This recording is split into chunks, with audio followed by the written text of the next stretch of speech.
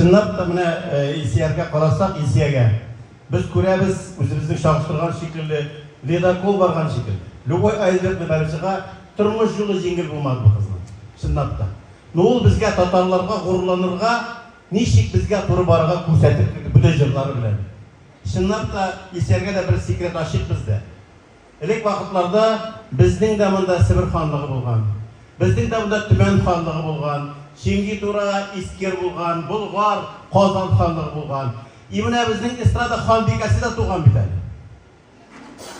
Шуңа күрә без бүтән Төмәндә торган татарлардан, Себер татарларда яңа исем бирәбез аңа. Ханбикә булсын эстраданың. Аны президент та бирә алмый. Аны бу өлкәдәге зурначай, аны халык кына бирә ала. Ханбикә эстраданың Илсия Бадретдинова. Шын күңелдән үзебезгә рәхмәт белдерик.